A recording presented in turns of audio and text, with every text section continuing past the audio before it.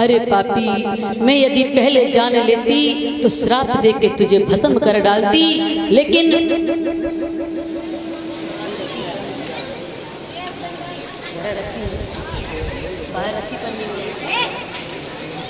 भाभी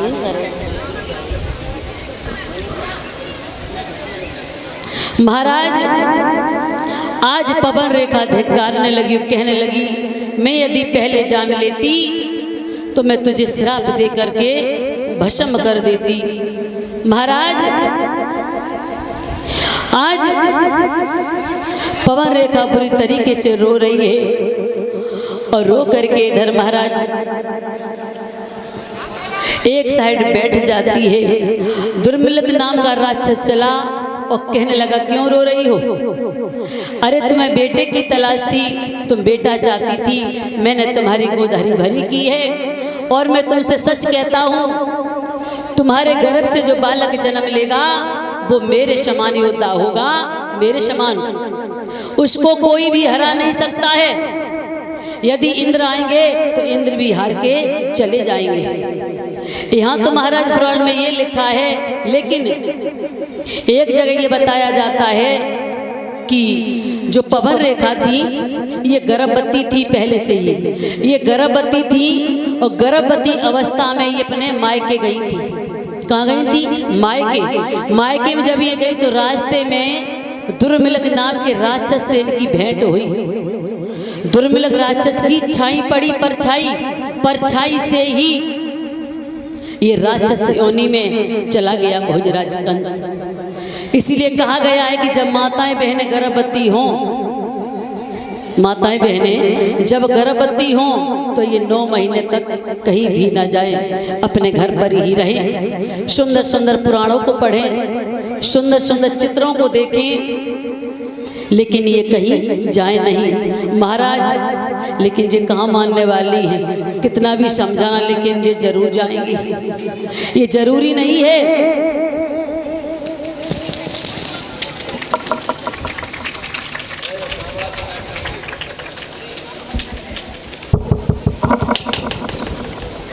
और ये हमारे भैया सुमित का ये बेटा है, क्या आरव, ये भैया सुमित का बेटा है आरव यादव, जो ये हमें माल्या पहना करके सम्मानित कर रहा है। गोविंद से कहना है बेटा के हाथ इसी तरह धन की ओर बढ़ते रहे और ये पढ़ाई लिखाई करके महाराज वो मंजिल को पाए जिस मंजिल के लिए हर कोई तरसता है।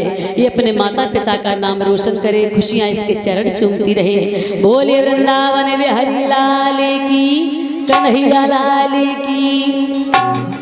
महाराज दुर्मिलक नाम के जो राक्षस थे, दुर्मिलक नाम का जो राक्षस था, उस राक्षस के सिर्फ परछाई पड़ी थी, नजर, और उसी का असर हो गया था। इसलिए कहते हैं कि कभी भी माताएं बहनों को गर्भवती अवस्था में, गर्भावस्था में कभी भी कहीं जाना नहीं चाहिए, अपने घर पर रहें और सुंदर सुंदर ये कथाएं सुने, भगवान के सुंदर चित्र देखें, क्योंकि परछाई का बड़ा असर होता है। दुर्मिलक नाम की परछाई ही पड़ी थी। महाराज आज मैया ने जब नहीं माना है, मैया मायके को गई है, इधर दुर्मिलक नाम के राक्षस की परछाई पड़ी है। महाराज धीरे धीरे समय व्यतीत हुआ और जब समय व्यतीत हुआ 9 मास पूरे हुए हैं, जैसे ही प्रसव की पीड़ाएं आने लगी हैं तो अश्वन होने लगे हैं। महाराज बताया जाता है कि बादल तड़क रहे हैं, आंधी तूफान शेर चीते चिल्ला रहे हैं महाराज, क्योंकि राक्षस का जन्म होने वाला है, अश्वन पे अश्वन हो रहे हैं। महाराज कि पैदा होते ही बालक के, महाराज जैसे ही जन्म लिया है कंस ने, कि पैदा होते ही बालक के आंधी और तूफान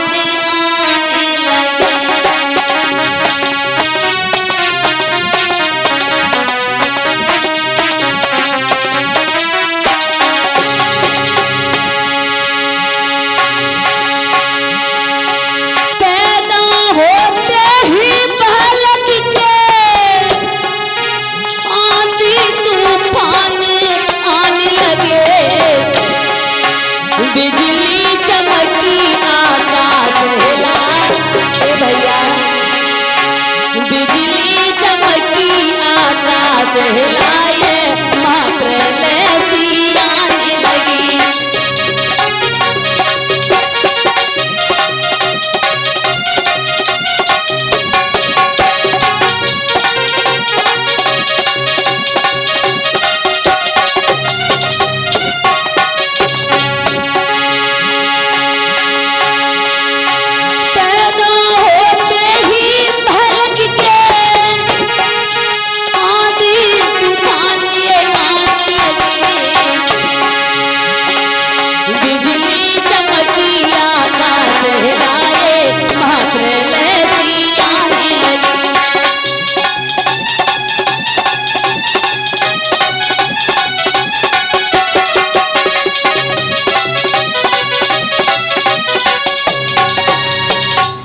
महाराज जैसे ही इस कंस का जन्म हुआ तो महाप्रलय सी आने लगी है। आंधी तूफान बिजली चमक रही है, आकाश हिल जाता है। महाराज लग रहा है कि प्रलय आने वाली है। महाराज धीरे धीरे जैसे ये कंस बड़ा हुआ है, महाराज जैसे ये बड़ा हुआ है तो किसी के बेटे का सिर फोड़ देता है, किसी का एक हाथ तोड़ देता है। इतना भैया अत्याचार कर रहा है कि किसी पर सहन नहीं हो रहा है। महाराज ये दृश्य देखा है उग्रसेन ने, तो उग्रसेन कहने लगे लाला तुम एक राजा के बालक हो और राजा के बालक के होने के बाद भी तुम ऐसे काम करते हो, तुम्हें शोभा नहीं देता। महाराज जैसे इतनी बात कही है तो एकदम से कंस कहने लगा पिताजी लगता है उम्र के साथ साथ तुम्हारी बुद्धि भी काम करना बंद कर गई है। महाराज सिर से मुकुट को उतारा है, अपने सिर पर लगा लिया, कहा पिताजी अब तुम आराम करो, तुम्हारे बस की बात नहीं है। महाराज उग्रसेन को जेल में बंद कर दिया है और स्वयं आसन जमाने लगा है। महाराज बताया जाता है जब इस कंसराज ने अपना आसन जमाना शुरू किया है महाराज तो क्या क्या करने लगा है।